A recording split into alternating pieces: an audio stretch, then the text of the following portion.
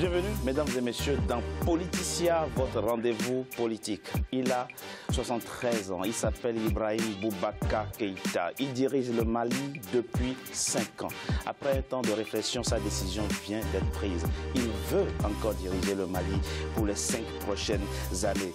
Mais en face, il a une forte coalition de partis d'opposition et même d'anciens compagnons devenus adversaires politiques. Ils sont décidés à lui arracher le pouvoir. La bataille électorale du 29 juillet 2018 s'annonce rude et le scrutin plus que ouvert. Mais quels seront les arguments de campagne du candidat Ibrahim Boubacar Keïta? Quels sont aujourd'hui les rapports de force entre pouvoir et opposition? Comment les Maliens abordent-ils ce rendez-vous électoral qui s'annonce très crucial pour l'avenir du pays? J'ai avec moi pour en parler 3 Maliens. Madame Hadidja Yatara, vous êtes un fervent soutien du président Ibrahim Boubacar Keïta que vous connaissez très bien.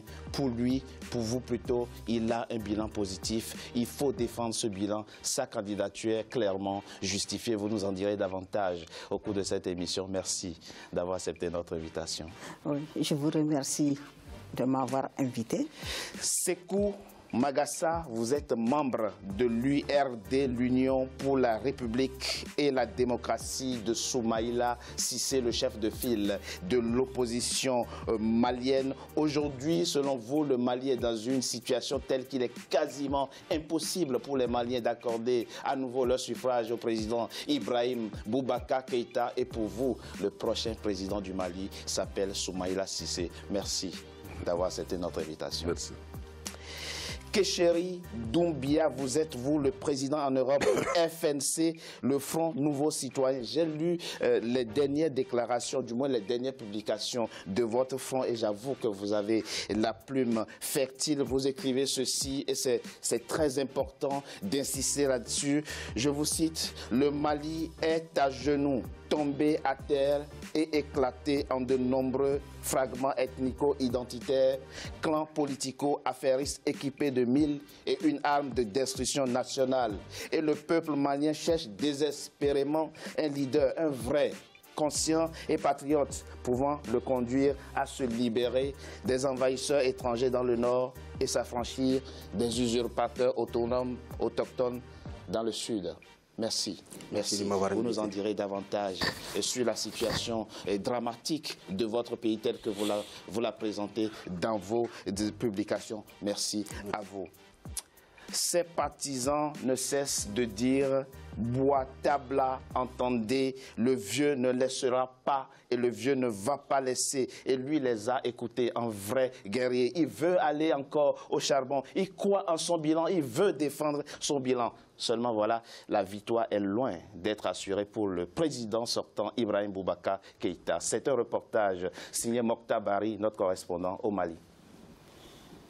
À quelques mois de la fin de son mandat, le président Ibrahim Boubacar Keïta, qui avait entretenu le mystère autour de sa candidature, est désormais candidat. Dans une adresse à la nation ce lundi 28 mai, le président sortant, tout en dressant le bilan de son quinquennat, a sollicité le suffrage de ses compatriotes. Confronté à une crise sécuritaire à son arrivée au pouvoir en septembre 2013, il est parvenu à signer un accord de paix dit d'Alger avec les groupes armés en mai 2015. Avec une loi d'orientation et de programmation militaire de plus de 1230 milliards de francs CFA, l'achat de matériel militaire et un programme d'urgence présidentiel, le président dit avoir lancé des grands chantiers qu'il entend consolider.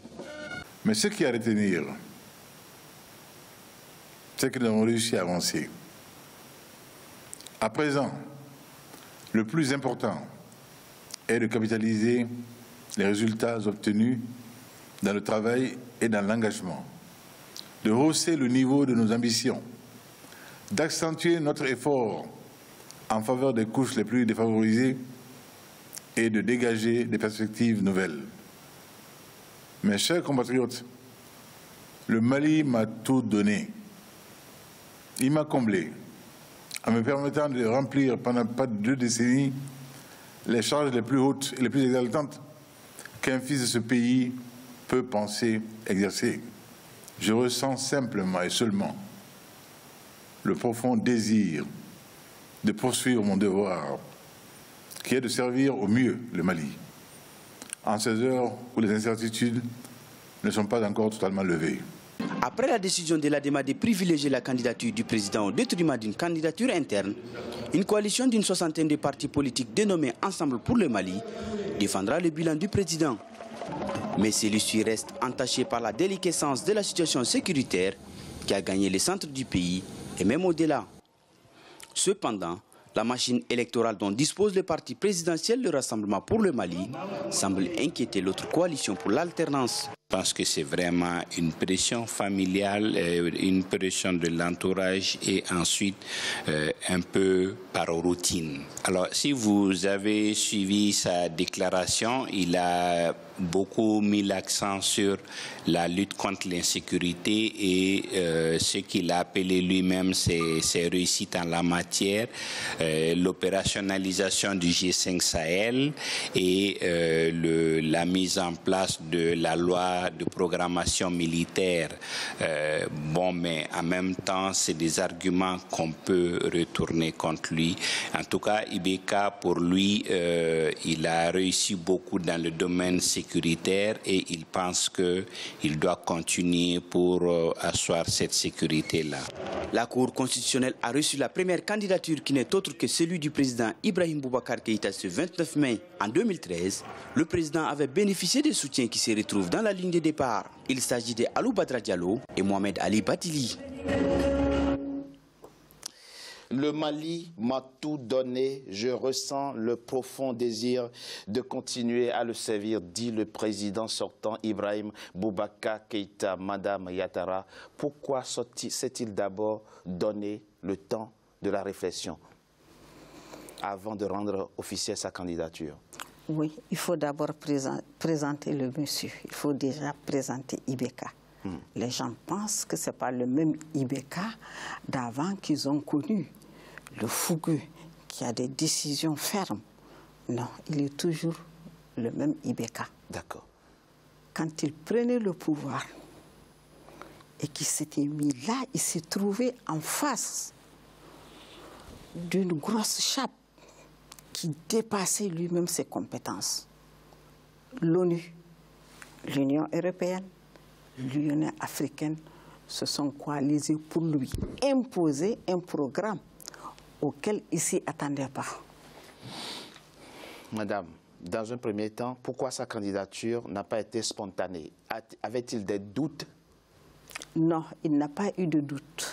À chaque fois qu'on lui posait la question, il disait, je me donne le temps de la réflexion. Il attendait le moment opportun pour le faire. Il attendait le moment opportun pour le faire. Pour le faire. Ce n'est pas des doutes. Vous savez, ce n'est pas des hésitations. Ce n'est pas des hésitations. Madame, vous savez ce qu'on va faire? Comme dans mon émission, on n'a pas assez de temps, on va y aller très rapidement. Très rapidement. En parlant concret. Dites-moi, quelle est aujourd'hui la principale réussite que vous pourrez prendre pour justifier la candidature du président Ibrahim Boubacar Keïta? Vous savez l'état dans lequel, bien entendu, il a pris le Mali, mais sur les 5 ans qui s'achèvent là, quelle est la principale réussite?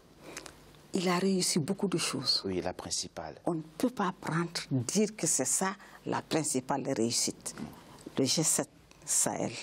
La réorganisation de l'armée. Le G5 Sahel, ce n'est pas encore opérationnel. Oui, d'accord. Et puis, il n'est pas seul. Oui, il n'est pas seul. Le statut particulier de l'opposition, l'amélioration des conditions de vie de la population. Les salaires sont maintenus, ils tombent à temps et une augmentation des salaires, des allocations familiales, la santé. Mais il ne faut pas oublier, il a pris l'État dans un état très grave, un état en effondrement.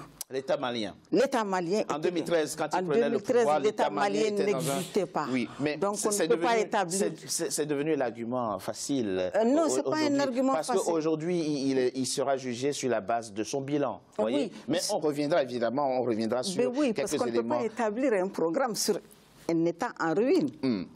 Alors, moi, je vais poser la question inverse. Quel est, selon vous, le principal échec du président Ibrahim Boubacar Keïta et qui vous conforte dans l'idée que jamais les Maliens ne lui accorderont un deuxième mandat? Son principal échec, c'est avoir trahi tous les engagements qu'il avait pris au départ.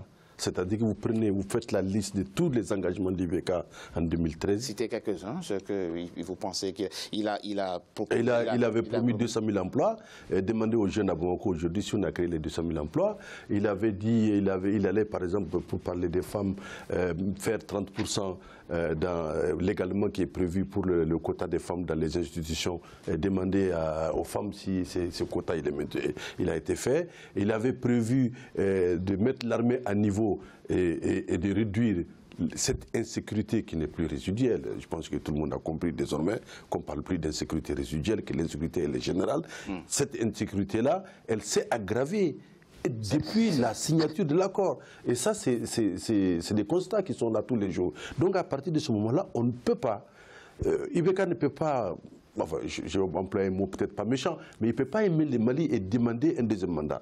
Les deux sont contradictoires. C'est profond ce que vous dites. Oui, mais très profond. Très profond. Parce que tout simplement, quand vous prenez la situation du Mali aujourd'hui et la situation de IBK, vous voyez très bien que IBK est incapable. Et ça, de l'autorité publique. Vous lui faites un procès d'incompétence? Oui, tout à fait. Et ça, je vous dis pourquoi ce procès n'a jamais été fait. Parce que nous sommes un pays de Mousslaha. Mousslaha Bambara, ça veut dire quoi? Même s'il y a quelque chose de méchant, de pas gentil, de courtoisie, on passe à côté. Mais chacun sait au Mali aujourd'hui que IBK a de telles fragilités personnelles. Mais est-ce que vous savez par exemple que IBK il a décalé l'heure du conseil des ministres par exemple à 10 h parce que lui se lève pas avant.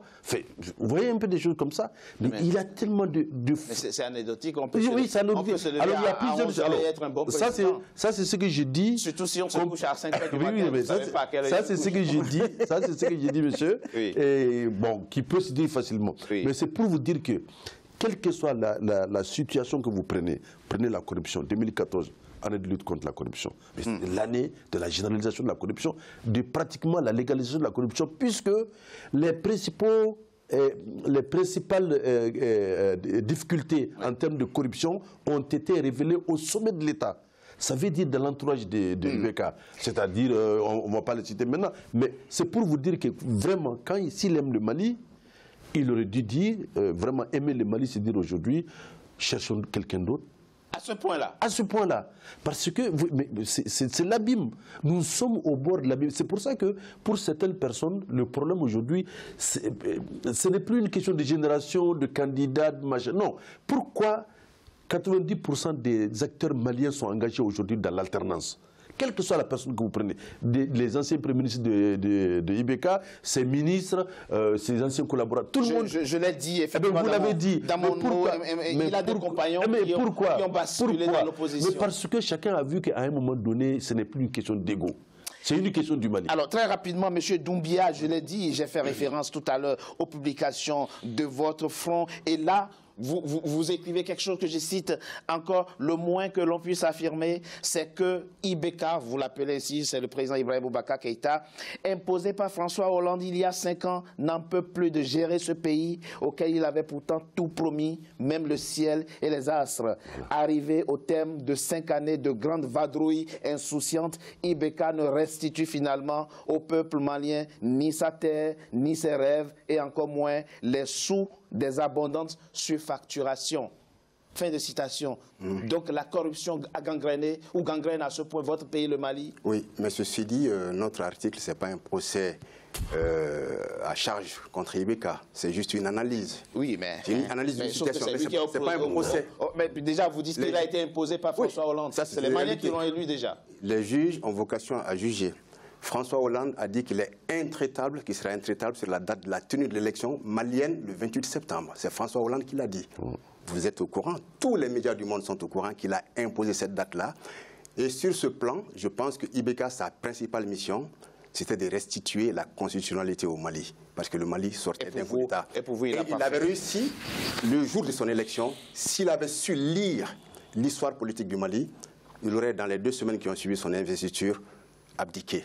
Parce que sa mission est remplie, le Mali est retourné à la constitutionnalité. Non, vous êtes dans l'essai quand vous dites ça. Mais ça, c'est une réalité. Maintenant, le reste, il n'est pas capable. Vous parlez de surfacturation. Oui, ça c'est une pratique. C'est une pratique qui n'est pas de dans moi. votre pays. Il y a eu des gens qui ont été premiers ministres d'Ibeka, qui ont essayé de soutenir certains faits de surfacturation, comme l'avion qui a été acheté. Encore une fois, je n'invente rien et je ne fais pas charge. Je dis juste les éléments qui ont été communiqués. Un avion qui a été acheté, dont le montant n'a pas jusqu'ici pu être connu. Un montant a été dit par le Premier ministre de l'époque, qui est aujourd'hui dans l'opposition. C'est pour ça que je pense que même beaucoup sont en alternance, soi-disant, contre Ibeka. Oui. Mais en fait, en réalité, nous pensons qu'ils ont seulement mangé leur part. Et ils pensent qu'aujourd'hui, c'est le tour de manger autrement. Très bien. Pour beaucoup. Madame Yattara, la situation de votre pays, telle que vos compatriotes la décrivent, c'est quelque chose que vous comprenez? Je ne le comprends pas. Vous ne comprenez pas. Mais je vais quand même vous demander, madame, quelques mois seulement après son arrivée au pouvoir, le président Ibrahim Boubacar Keïta s'est vite retrouvé confronté à des critiques, à des reproches, notamment en ce qui concerne la corruption, en ce qui concerne l'impunité. Et on se dit que le chef de l'État qu'il était devait quand même prendre des mesures phares pour rassurer les Maliens en ce qui concerne la bonne gouvernance. Si. Vous pensez que ça a été fait? Oui, ça a été fait. Quand il est venu au pouvoir déjà, il était confronté à une hostilité incroyable. Il faut remarquer, le président Ibrahim Boubacar Keïta n'a pas été élu par l'élite. Il a été élu par la masse, par le peuple. Oui. Donc l'élite l'attendait. La première trahison a été de l'élite. C'est pourquoi il s'est retourné vers l'extérieur, et ce qui lui a causé beaucoup de problèmes. On parle de corruption. Il n'a pas eu l'adhésion de la classe politique. Non, il n'a pas eu de la classe politique et de l'élite malienne. D'accord. Mais le procès de corruption et d'impunité, c'est devenu récurrent. Oui, le procès de corruption, son erreur a été le combat. Quand il donnait des arguments, je vais combattre la corruption. La corruption, les premiers milliardaires ont paru au Mali sous quel président? Mais ce n'est pas une justification. Déjà, oui. Ils ne vont pas le laisser combattre la corruption. La meilleure solution, la meilleure arme pour pouvoir le faire taire et écarter le combat contre la corruption, c'est impliquer ses proches et les proches collaborateurs. Alors, votre analyse est très... Ce que dit Mme Yattara est que, au fond, les adversaires du président... Ce sont les adversaires du président qui auraient instrumentalisé la corruption pour lui. Exactement. Ça a été instrumentalisé avant qu'il ne s'arrête. Bon, donc on peut conclure. Vous dites qu'on a l'achat de l'avion qu'ils ont évoqué, l'achat de l'avion, la surfacturation. Ce n'est pas lui qui facture, ce n'est pas lui qui cherche les prix. Ça, c'était des méthodes qu'il avait trouvées là. Il ne peut pas savoir. Mais il est responsable. Il est le premier magistrat de la nation. Il est responsable. Ce qu'il y a, personne ne fait son travail. On dit c'est le président. Il y a des gens qui sont désignés pour ça. Il faut que le président passe derrière chacun. Telle facture, va me vérifier les prix à tel endroit. Il y a des hommes pour ça. Le président n'est au courant de rien. Non. Je ne peux pas dire qu'il n'est pas au courant de là. Mais a-t-il pris des sanctions, les sanctions idoines, pour que, au moins, ne serait-ce que pour rassurer les Maliens qu'il fait quelque chose contre la corruption? Si, il l'a fait. Vous avez un exemple à nous donner? Non, je n'en ai pas. Vous n'en avez pas, mais je propose qu'on marque une petite pause. On se retrouve dans quelques instants. Oui, parce qu'il y a on ne peut pas des noms que je ne veux pas donner, des actes que je ne peux pas donner, mais il l'a fait. On se retrouve dans quelques instants pour la deuxième partie de notre émission. À tout de suite. Madame Yattara, moi je vous